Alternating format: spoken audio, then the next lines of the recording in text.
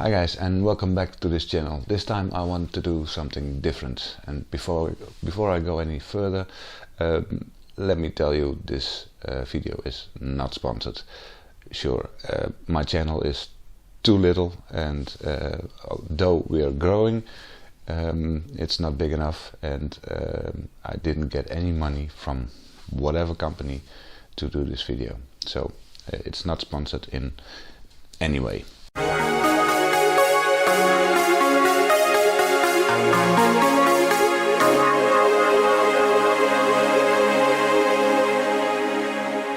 So I want to show you how I do the post-processing using PaintShop Pro. Let's go to my computer and I'll talk you through it. Okay, I'm at my computer now, and let me show you PaintShop Pro.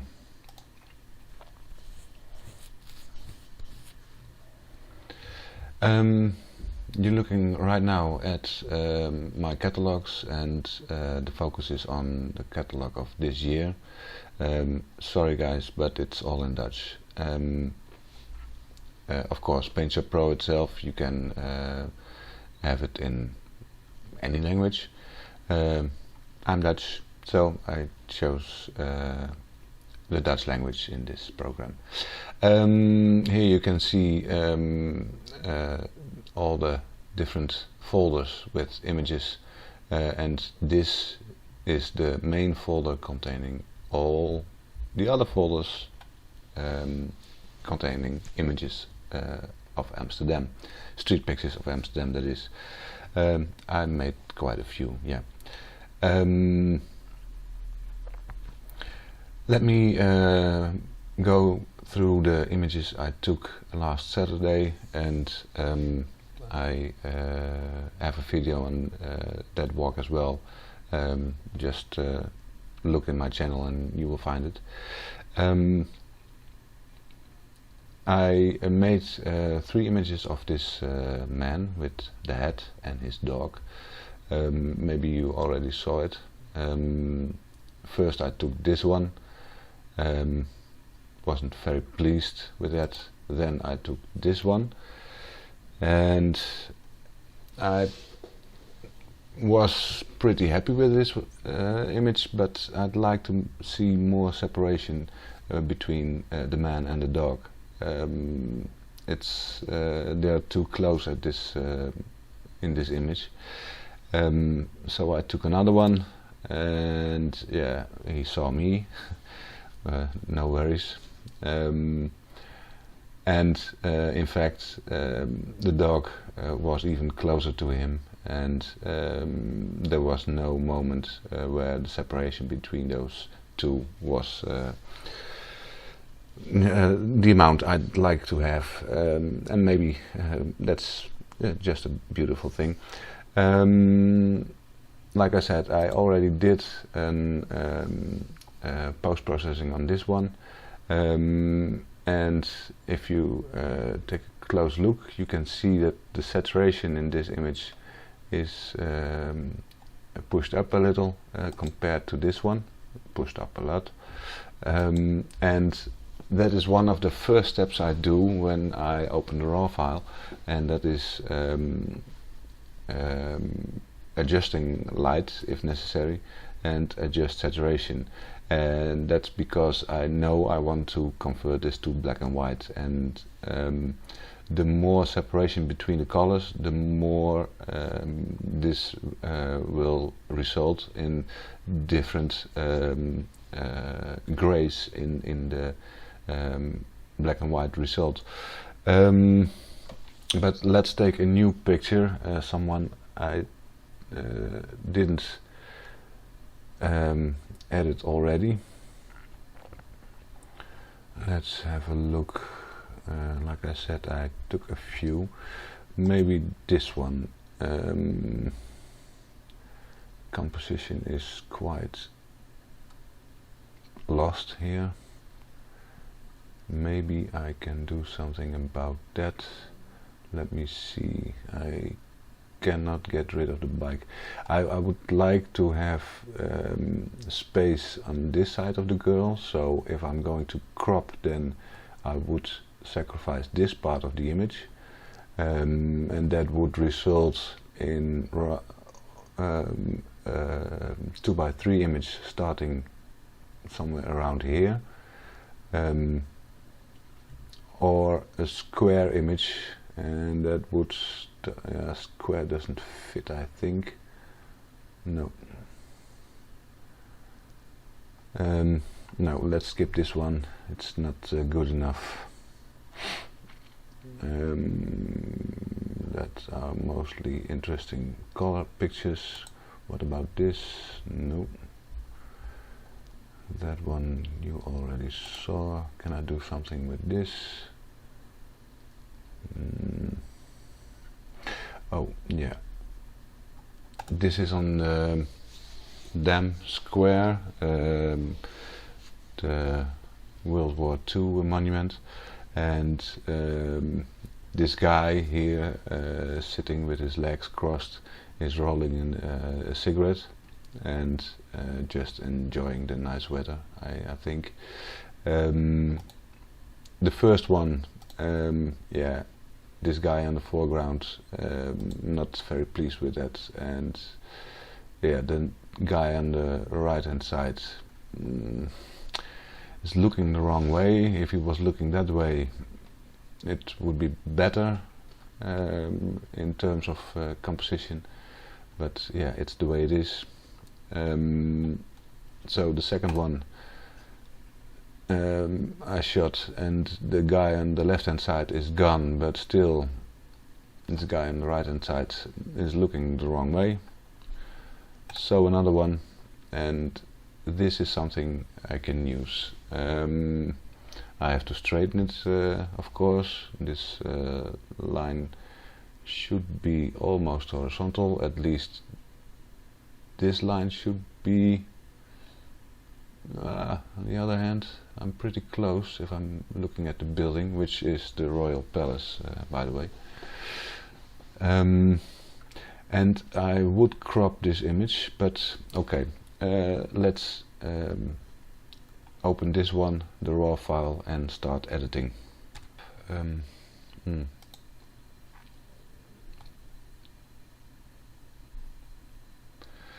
Okay, I opened the raw file for first edit, and here you can see that I can change the amount of light one step up. Oh yeah, it's too bright, obvious. I can enhance the shadows, that's making it a little bit better, and saturation, put it a little bit up. Yeah, like I said, a little bit separation in the colors, and especially here in the shirt of the woman, makes it yeah, better looking in black and white. As you can see in the histogram, the blacks are bleeding, so yeah, this would be the right amount. Detail is kept in every light and dark place and every zone in between. Color temperature is correct, and color tint, how would you call it, is good in my opinion. So I open this one in PaintShop Pro now.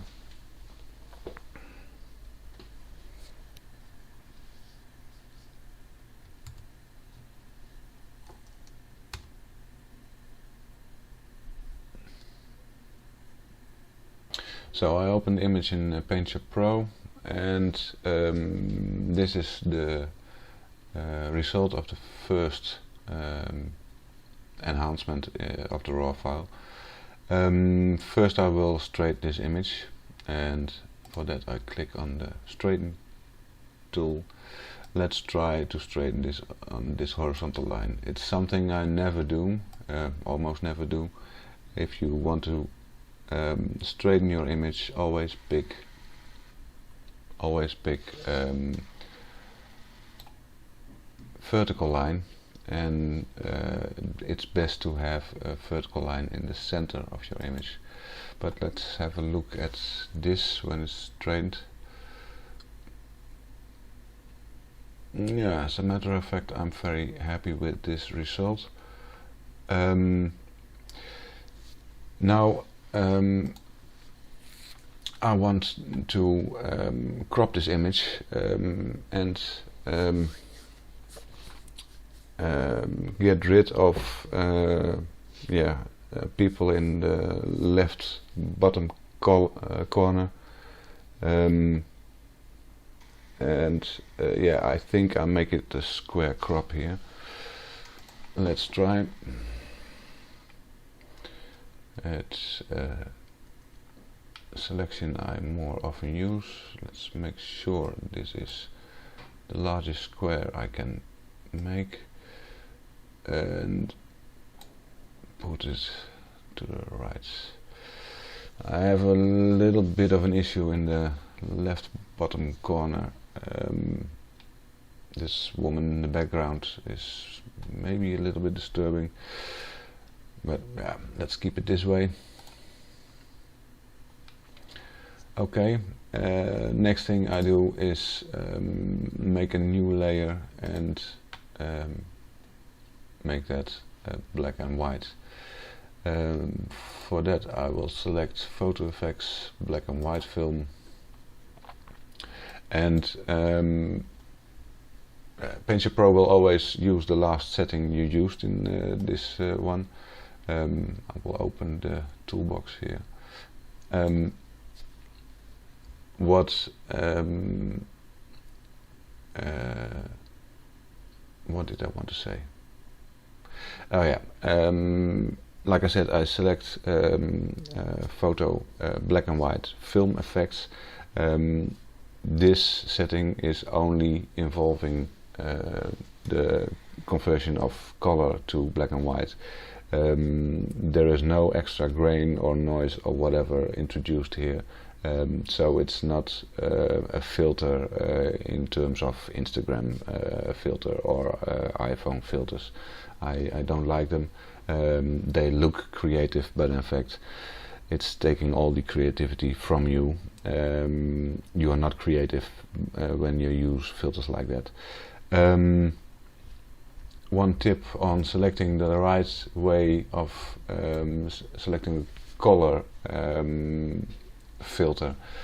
If you select color in this circle you see, then the colors that are similar or almost similar to that selected color will turn white, and the opposite color will turn rather black. So if I select a more red color, then you would see that faces would brighten up.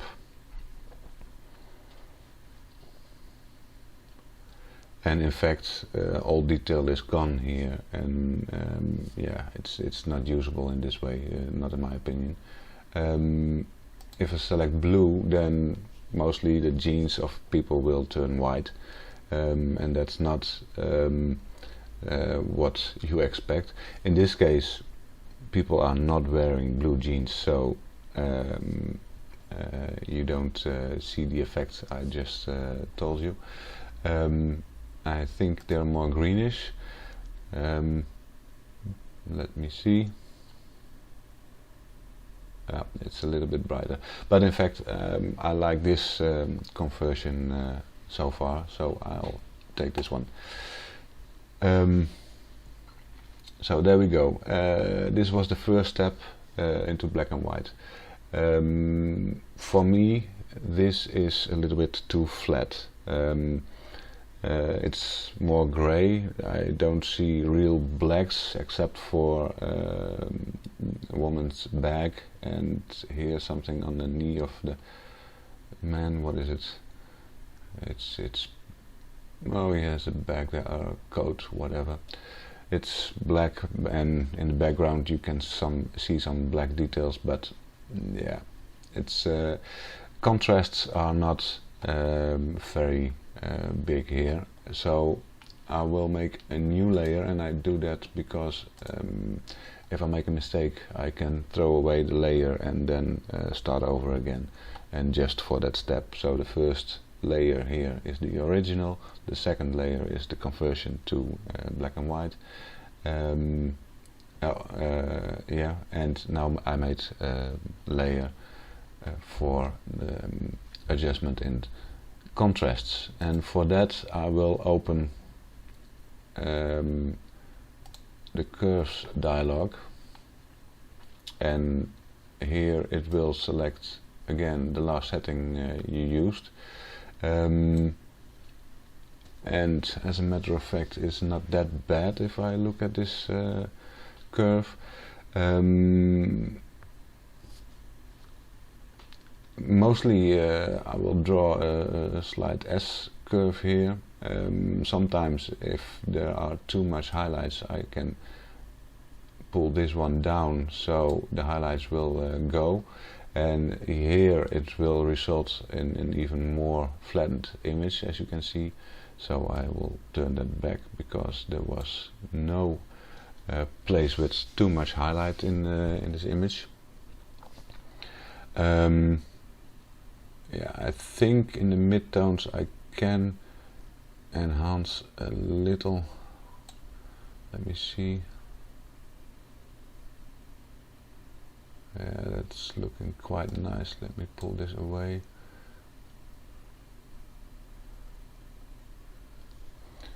Yeah, I think yeah, I like it. So I will keep it this way. That was the original, and that is the result of enhancing the contrast by using the curves.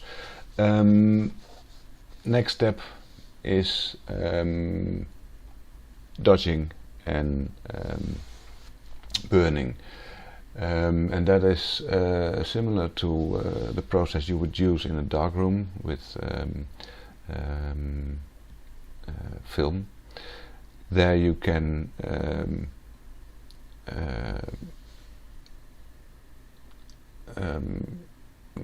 how do you say it? You can dodge the light, so make sure that the light does not hit the paper, so that part of the paper is not lit and will not turn into black.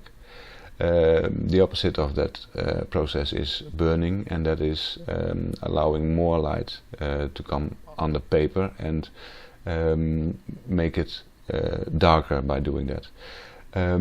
We can do that here by adding a new empty layer, and again, this is Dutch, but trust me when I say to you that this means this is just a title, by the way. I select the blending mode for burning, and that's doordrukken in Dutch, and I will choose for an amount of 60%, not too rough in one time.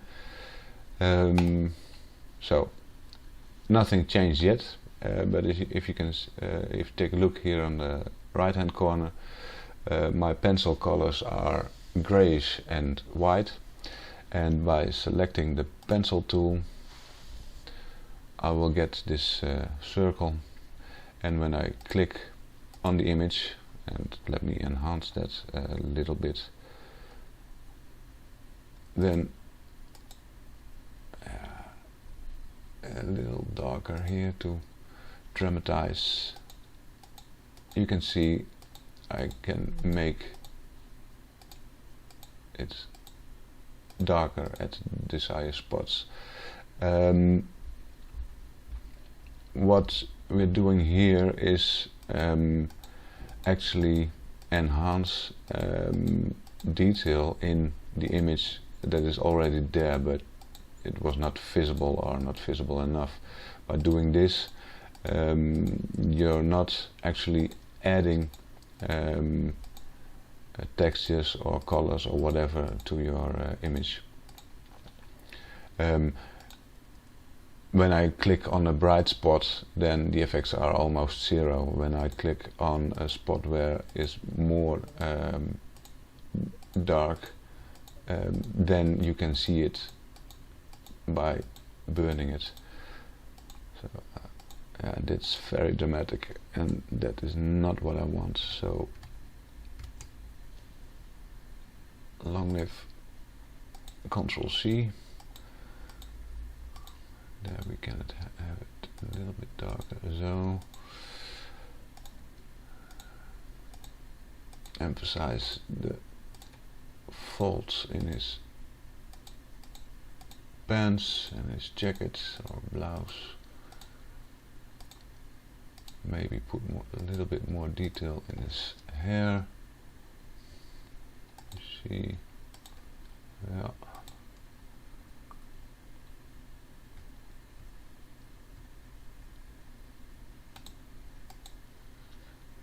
Okay.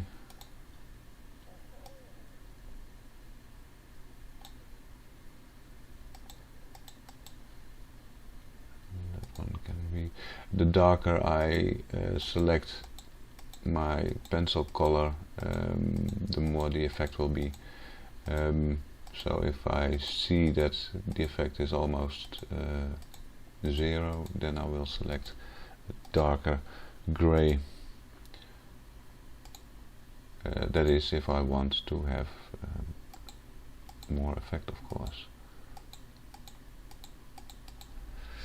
Okay, I think it's almost done. Yeah. So I will save this, and yeah, that's the post-processing of this image. Let me walk you through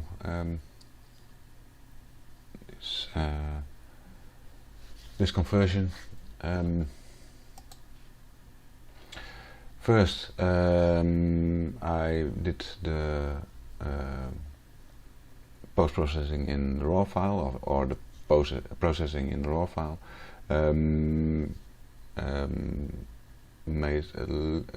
Let a little bit more blacks come in the image, and had a more saturated image, so the separation of colors would be visible in the black and white version. Then I made this crop, a square crop, and that's mainly because we have this diagonal here, and it's in this case the viewing line, and we have the framing by this needle of the World War II monument, and this piece of concrete below. It's not concrete, but I'm not sure what it is, so we call it concrete. This composition will make sure that the viewer will take a look at all the people in the image, and will return each time to the face of this man, and his hands will be seen, and this is the viewing line in this image. That's the reason why I cropped it and made it a square one. It's not always possible to have the composition right in camera, especially not in street photography.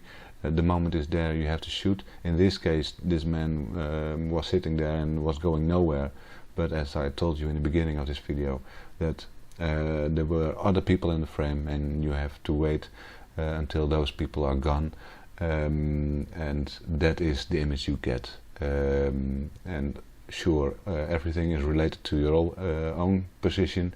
I could have moved a little bit to the left or a little bit to the right, but chances are that there were other people coming into the frame. So this is what I got, and this is what I have to work with, and if that means that I crop the image, then I crop the image.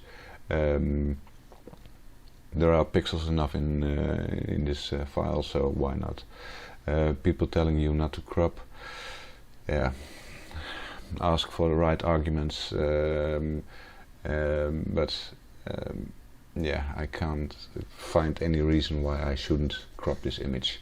And anyway, it's my image. I can do with it what I want. The black and white conversion, selected the green filter to keep detail in the reddish face and have the most possible contrast with the black and white conversion.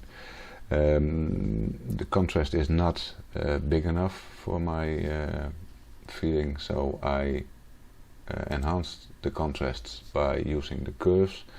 And yeah, as you can see, we have really whites here on his forehead, and in the background the streetcar is white, the shirt of this woman is white, and we have blacks, of course, in the hair. Here in the background there are lots of blacks.